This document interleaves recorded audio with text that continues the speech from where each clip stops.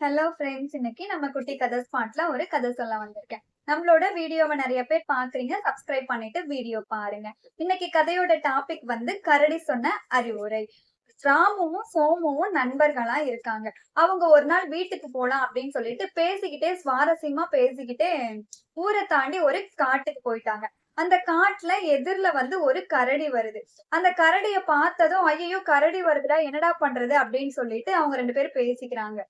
ராமு வந்து நான் வந்து மரம் ஏறிக்கலாம்.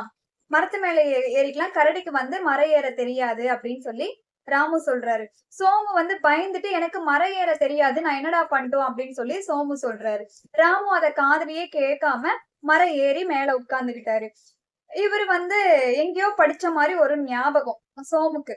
கரடி வந்து இறந்தவங்கள சாப்பிடாது அப்படின்னு சொல்லி எங்கேயோ படிச்சிருக்காரு. அது ஞாபகம் வந்திருக்கு அவருக்கு. உடனே கரடிய எதிர்ல வந்து வேகமா வரத பார்த்துட்டு அவரு அந்த இடத்துலயே படுத்துக்கிட்டாரு. மூச்ச நல்லா இழுத்து புடிச்சுக்கிட்டு அப்படியே படுத்துட்டு இருக்காரு. இறந்தவங்க மாதிரி. கரடி வந்து மூந்து பார்த்துட்டு ஏதோ இறந்தவங்க போல அப்படின்னு சொல்லிட்டு அந்த பக்கம் போயிடுச்சு அவரை தாண்டி. மேல மரத்துல இருந்து கீழே இறங்கி வந்து ராமு வந்து கேக்குறாரு, கரடி உன் காதுல என்னடா சொல்லுச்சு அப்படின்னு சொல்லிட்டு. அதுவா, ஆபத்தான நிலைமையில வந்து ஏதாவது நண்பர்கள் உன்னை விட்டுட்டு போயிட்டாங்கன்னா அவங்கள கொஞ்சம் கூட நீ பக்கத்துல சேர்த்துக்காத அப்படின்னு சொல்லிட்டு கரடி வந்து எனக்கு அறிவுரை சொல்லுச்சு அப்படின்னு சொல்லிட்டு அவரு சொல்றாரு. அத கேட்டு அவரு தலை குனிஞ்சு போயிடுறாரு.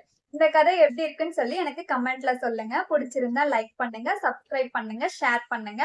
நாளைக்கு இன்னொரு கதையோட வந்து உங்க எல்லாரையும் பார்க்கிறேன். பாய். Thank you.